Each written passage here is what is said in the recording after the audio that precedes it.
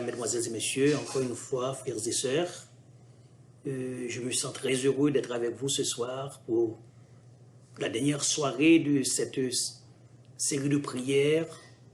Nous allons aborder un sujet très intéressant ce soir. Et dimanche, nous avions abordé un sujet sur servons l'Éternel. Lundi, c'était marchons avec l'Éternel. Mardi, c'était attachons avec l'Éternel. Mercredi, c'était louons l'Éternel. Hier soir, le sujet d'hier soir, c'était un sujet très intéressant. Alors, ce soir, nous avons un autre sujet, c'est consacrons-nous à l'Éternel. Consacrons-nous à l'Éternel. Nous allons voir, nous allons rentrer en profondeur sur les différents dires, sur les différentes pensées concernant ce sujet. Avant de dire quoi que ce soit, je vous invite à vous fermer les yeux tandis que nous allons prier ensemble. Seigneur notre Père bien-aimé, nous te disons merci. Est-ce que tu as été si bon envers nous? Merci de nous avoir protégés. Merci de nous avoir galvanisés par ta grâce. Merci de ce que tu nous as permis de traverser une si merveilleuse journée. Sous peu nous allons rentrer dans le sabbat, nous te supplions de nous préparer en conséquence. Bénis et dirige-nous, nous comptons sur toi. Jésus, à lui soit l'honneur, gloire et louange dès à présent et pour l'éternité. Le titre du sujet de ce soir, consacrons-nous à l'Éternel. Frères et sœurs, mesdames, mesdemoiselles et messieurs, un chrétien est celui qui se met à part pour le service de Dieu.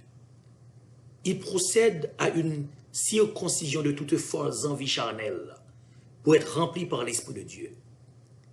La vie d'un chrétien est en opposition aux non-croyants sans pour autant couper contact avec ceux qu'il côtoie au quotidien. On ne saurait être capable de résister aux accords de ce monde sans être consacré.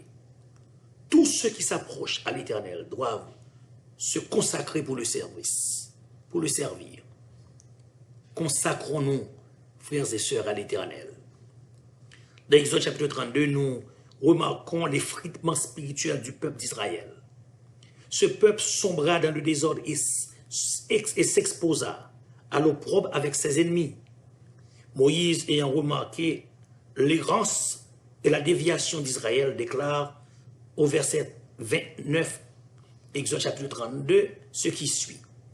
Consacrez-vous aujourd'hui à l'Éternel, même en sacrifiant votre fils et votre frère, afin qu'il vous accorde une bénédiction. Le verbe consacrer se traduit en hébreu par kadash, signifiant mis à part, se sanctifier. Le texte nous parle, bien-aimé, d'une bénédiction qui est attachée à la consécration. En d'autres termes, tous ceux qui se mettent à part, se sanctifient pour son service, reçoivent toujours une bénédiction de la part de l'Éternel. Malheureusement, certains s'arrogent le droit à penser vouloir la bénédiction de l'Éternel n'importe comment. Servir l'Éternel requiert du sacrifice, frères et sœurs. Le sacrifice qui n'est autre d'abandonner ce que vous aimez le plus s'il vous le demande. Cette consécration au service de Dieu est une marque distinctive par rapport à tous ceux que nous côtoyons. Bien entendu, certains aiment tellement les rituels de ce monde qu'ils sont incapables de se consacrer pour être efficaces au service de Dieu. Ils ne veulent pas être différents des autres. Ils s'habituent à certaines traditions païennes et alors c'est très difficile à s'en débarrasser. Ils ne veulent pas être dissociés à certaines pratiques païennes qui sont en opposition à la volonté de Dieu. Frères et sœurs, consacrez-vous à l'Éternel. Consacrer veut dire se mettre à part. Ne pataugez pas dans les bêtises, aux bêtises des autres. Ne fréquentez pas des lieux interdits par l'Éternel. Ne portez pas sur soi la folie dépravée des top modèles de ce monde. Ne répétez pas des propos, des injures insensées. N'introduisez pas n'importe quoi dans votre estomac. En résumé, ne ressemblez pas aux non-croyants. Moïse a déclaré dans Exode chapitre 32, verset 9, « Consacrez-vous aujourd'hui à l'Éternel, et il vous bénira. » Il n'a pas dit « consacrez-vous demain ». Il n'a pas dit consacrez-vous si vous le voulez. Premièrement, lorsqu'il a dit consacrez-vous, c'est un verbe qui est à la forme impérative. C'est-à-dire, c'est une commande, c'est une obligation pour que nous puissions être enfants de Dieu, pour que nous ayons une certaine intimité avec Dieu. Nous devons nous consacrer. La consécration, ce n'est pas une option. Ce n'est pas peut-être, il se peut. Celui qui se dit chrétien doit se consacrer. C'est en se consacrant qu'on reçoit la force. C'est en se consacrant qu'on reçoit la bénédiction. C'est en se consacrant qu'on est en mesure de représenter dignement l'évangile de Dieu à travers ce monde en ténébreux. Frères et sœurs, ne compromettez pas votre foi pour se faire aimer et accepter par quiconque. Combien souvent nous essayons de nous faire aimer. Nous voulons être du nombre, nous voulons être du groupe. Nous ne voulons pas dire non, nous ne voulons pas dire oui. Combien souvent nous voulons rester dans le petit gris. 50% pour noir, 50% pour blanc. Mais nous devons être en mesure de nous dissocier, d'avoir une position fixe. Parce que nous devons présenter l'image de Christ par rapport à notre comportement. Ça prend une certaine consécration. L'apôtre Paul fut un homme consacré. Il fut un homme consacré pour le service de Dieu. C'est pourquoi il n'a pas eu d'autre choix que d'affronter les imposteurs de son temps. Lorsque vous vous êtes consacrés, frères et sœurs, il n'y a rien qui peut vous apeurer. Lorsque vous vous êtes consacrés, frères et sœurs, vous avez une certaine intimité avec l'Esprit de Dieu. Lorsque vous vous êtes consacrés, frères et sœurs, vous n'êtes pas n'importe qui. La force de l'Évangile ne se trouve pas dans la doctrine. La force de l'Évangile ne se trouve pas dans une religion quelconque. La force de l'Évangile se trouve dans une intimité étroite avec Christ par rapport à la consécration. Consacrez-vous dans ce temps de bouleversement. Consacrez-vous dans ce temps où le mal est passé pour le bien et le bien est passé pour le mal. Consacrez-vous, frères et sœurs. Ne compromettez pas ce que nous avons comme évangile. Ne compromettez pas ce qui est droit.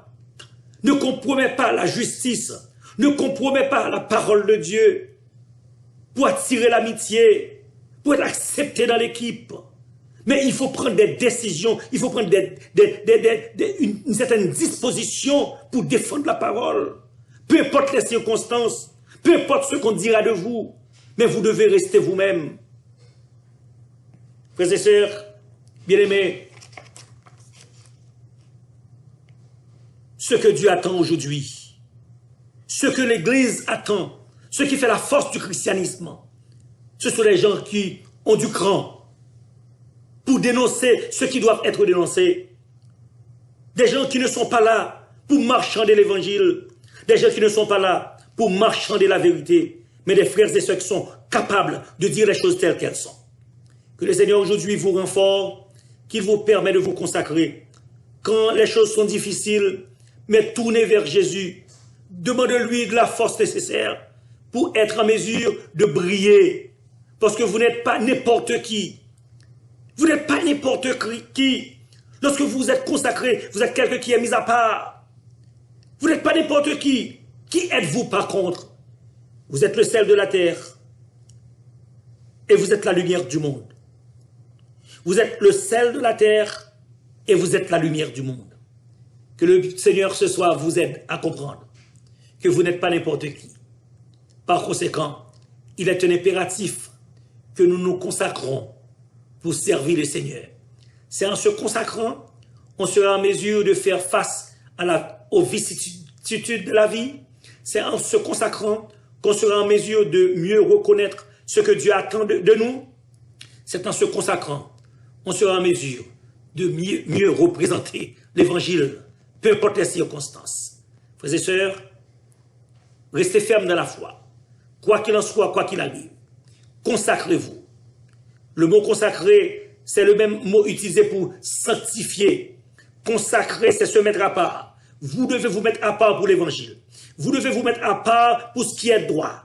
Ne vous associez pas avec la multitude et la foule, juste pour le plaisir, juste pour se faire aimer, juste pour se faire apprécier. Mais que nous soyons forts. Et quand Jésus reviendra, il bénira chacun de vous, il bénira votre serviteur, et nous serons tous en mesure de prendre notre envol avec lui et de vivre avec lui pour le temps et pour l'éternité. Que le Seigneur vous bénisse.